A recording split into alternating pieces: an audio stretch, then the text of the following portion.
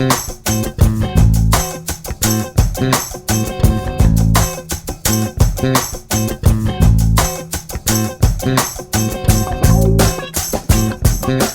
welcome everybody to Discover the Beast Coaching. This is our podcast. And as you know, what we do is we jump around the coaching world a little bit. I know what I do, but I'm not the only coach out here. And I think there are a lot of fantastic coaches. And today I have one of those with me. This is Phyl Perry and Phyllis, but she goes by Phil. And Phil is a life coach. He's a master NLP practitioner and a hypnosis practitioner. So I'm positive you're going to get a lot out of her today. And without any further ado, Phil, welcome to Discover the Beast. Thanks, girls. How are you today? I'm great. Fantastic, fantastic. Hey, so listen, before we go any further, what I wanted to ask you first is, what made you get into coaching? What put you on the coaching path? I love making a positive difference in the life of others. And years ago, when I was in corporate America, I worked for organizations that were working on their mission and their vision. And I was on some teams that would get together and say, what's our mission and vision? And I started thinking, well, what do I stand for? What's my personal mission? And it might sound a little hokey, but I put together a statement for myself, which once a year I revise, and it has changed over the years, but it had things on it like, I want to leave each person I encounter with something positive. It could be a smile, just a compliment, inspiration, motivation. And so all of that, who I want to be, fits in really well with life coaching and making a difference in the life of others. Okay. Now, I also know that you and I attended one of the same programs, the INLP coaching program. And out of curiosity, how has that impacted your overall coaching? Was there anything in that program that stood out for you that helps you in what you do now? I picked that program because of the NLP, the neuro-linguistic programming. I've always been really fascinated with the brain and anything having to do with it. And so communication it's such a complicated thing to be able to master, even when we think we're good at it, right? We say something, we think we've said it perfectly, and 5 people interpret it 5 different ways, and so the NLP really helps you understand that and get at that. Yeah, that's what I found as well. Well, listen, now that you finished that and you're out there coaching folk, who's your client? What's your area of passion? So I can coach anybody, but I would say my sweet spot would be women, and women who are navigating change in their life. And it might be intended or unintended. And these women, but they're ready to take it on, and step out of their comfort zone. And it might be just a little toe out, or it might be a big leap out, but they want to reimagine what their life could look like. Maybe they've had this picture in their head of what it is, but now they want a new picture. And I can help them change their mindset and come up with an action plan so that they can achieve their goals and dreams and reinvent themselves. Okay, so helping women navigate change sounds like it could be more than, let's say, changing careers. Am I correct in thinking that? Yes. So it could be anything. It could be that, but it could be, so maybe something happened that the person didn't ask for. They got fired from their job, or they had a divorce, or health issue, or the death of a loved one, and now they're ready to figure out, how do I deal with this in my life? Or maybe they have a great life and they just want more. They're just not, it might be got a great job earning lots of money, but they're thinking, okay, now what? Or maybe they want to lose weight, exercise more, eat better, get rid of a bad habit that they have. or become more motivated to do something. It could really just be anything in their life that they want to change and take on. Okay. Yeah, it's a privilege to help someone through a tough time, get through Mhm. their inner challenges. And, you know, as a coach, we have that aha moment, if you will, you know. And are there any that stand out for you in your experience in coaching? So there's a couple, but there's one I want to mention. I was working with somebody who lost her grandmother. Her grandmother had passed away, and the grandmother had been very influential in her life, but she hadn't visited the grandmother in a long time and felt really guilty about that. And Mm. so now every time she thought about her grandmother, she felt guilt. And we spent a lot of time talking about her grandmother, who was her grandmother in her life, what did her grandmother mean to her, and how would her grandmother want to be remembered. And it definitely wasn't, as guilt and shame and all of that. And so I was able to work with her to get a mind shift on how to view her grandmother, and as well as her own guilt for not visiting her grandmother before she died. And then, speaking of mindset, a lot of, what we do as coaches, as you know, Charles, has to do with mindset. And I recently worked with somebody, it was coaching, but it was also hypnosis around weight loss and eating and exercise. And this person had already started losing weight, was already doing a lot of great things, and wanted to be able to reinforce it and sustain it. And so we worked on just behavior and mindset changes around eating, and eating more slowly, enjoying the food, eating a smaller portion, being more mindful about it, having other strategies when the person wanted to keep snacking. And so she said that she definitely was noticing a difference. She was putting her fork down in between bites, which is not an easy thing to do. But so things like that I can help people with too.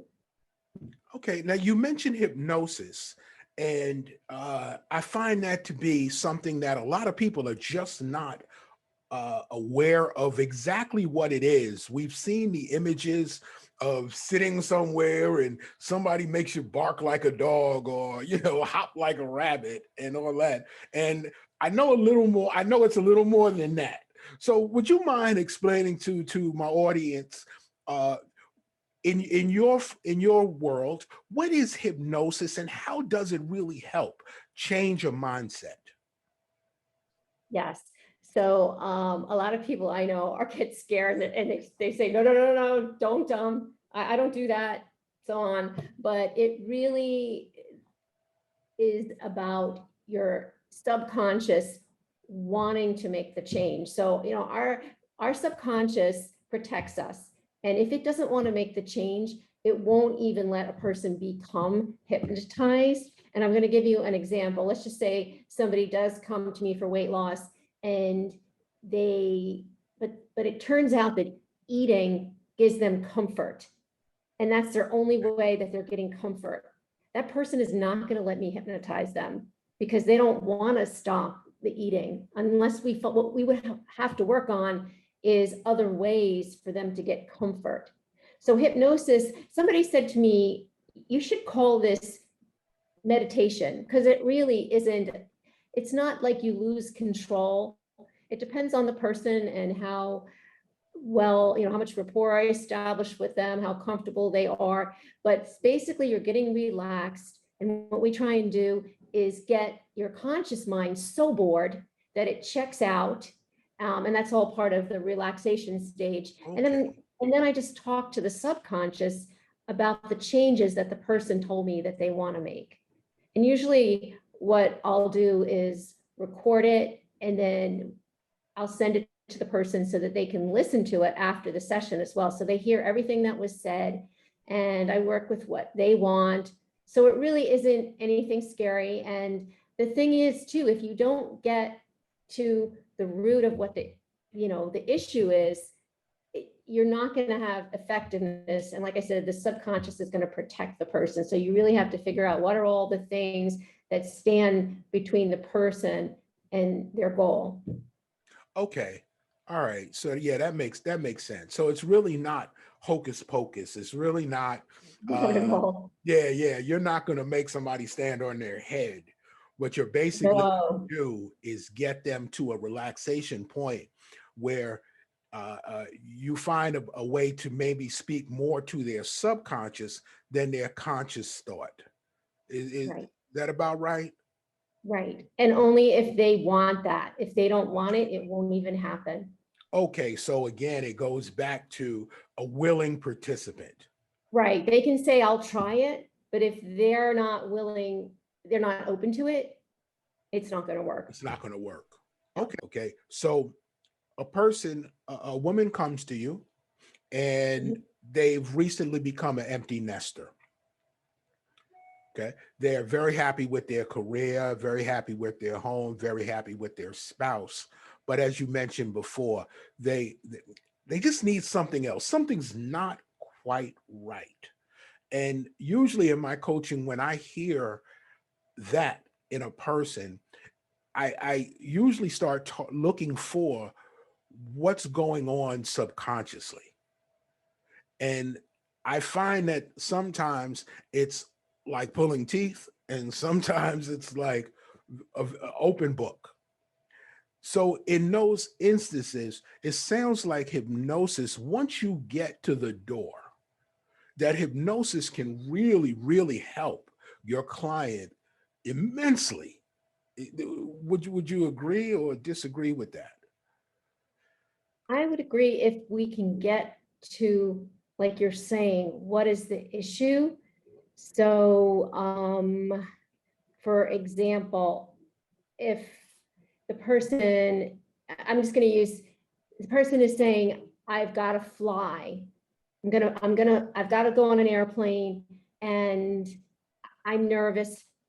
Help me, right? Well, maybe the person wasn't afraid before COVID. And maybe the real issue isn't the flying. The real issue is sitting close to a stranger on the plane. Hmm. So if I do the hypnosis about flying, it might not work. If I ask the critical questions, now the person might be very self-aware and they might tell me, this is what I'm afraid of, but maybe they feel uncomfortable telling me, or maybe they don't even know why they're stressed out about it now when they weren't before. So if I get to the root of, oh, it's COVID related, you're like nervous about sitting that close to somebody when you weren't allowed to do it all these months, then we can work on that in hypnosis. Okay. So that is a subtle difference. Yeah. Yeah. It sounds like it's quite useful. Mhm. And Absolutely. sometimes I will just spontaneously in the middle of a coaching session ask the person for permission to do like a really short hypnosis. And so there are times when I just combine it and I'm not even really planning to. Okay. I'm not going to put you on the spot this time, but when I have you back, I probably will to put me in a to talk me through uh, that process so Okay. people can see what it looks like, to see that my head doesn't explode, I don't grow feathers, or anything, any of the preconceived notions that Right. folk have. And you'll only be barking like a dog. I would only be, oh, okay, well, I do that anyway, so it won't take much for that. I'm a willing participant. Hey, you know what? People ask me a lot of times, or in conversation, what coaching is. And the first thing I say is that as a coach, I don't give advice. I ask questions, and I believe that our answers are within us, but sometimes it takes someone to ask targeted questions for us to get there. you know and in the things that we've discussed today, and I'm not asking for advice, so that's why I prefaced it that way. But for anyone listening today, any of my ladies in the audience that are curious about getting a coach and working with a coach, why would you say it's important to have a coach? So let's just say you want to renovate your house, okay? You have a nice house, but you've been living there a while and things, maybe the paint is starting to peel, the wallpaper is a little outdated. You got to do some things, right? The rug is faded. So you know you need to renovate your house. But most likely you can't do it all yourself. You can come up with what you want it to look like, but you're probably going to hire somebody to come in and help you do those things, right? And coaching, it's similar. If you want to reinvent yourself, make changes, change behavior, mindset, figure out what's stopping you or create something new, if you have a coach, it'll be a lot easier for you to do it. Mm. Obviously I agree with that 100%. And I just wanted to hear a different perspective and let Mhm. everybody hear a different perspective. Well, Phil, listen, I want to thank you for taking some time out your schedule today. Is there anything you want to add before we sum this up and get it get it squared away and put it out there? What would you like my audience to know? Just, whatever you're dealing with, believe in yourself. Don't listen to your inner critic and don't let fear rule your life, because a lot of times it's really fear that's driving the things that are stressing us out or causing us to make poor choices. So that's all I really have to say. Okay, and why don't you tell us how to reach you? You can call me at 302-514-7620. That's 302-514-7620. Or go to my website, even better, coachingwithphyl.com, and it's PHYL. That's how you spell Phil. So coachingwithphyl.com. Fantastic. Phil, I thank you so much for taking a few minutes for us today. And I look forward to speaking with you in the future. Thank you so much, Charles. This has been fun. Thank you.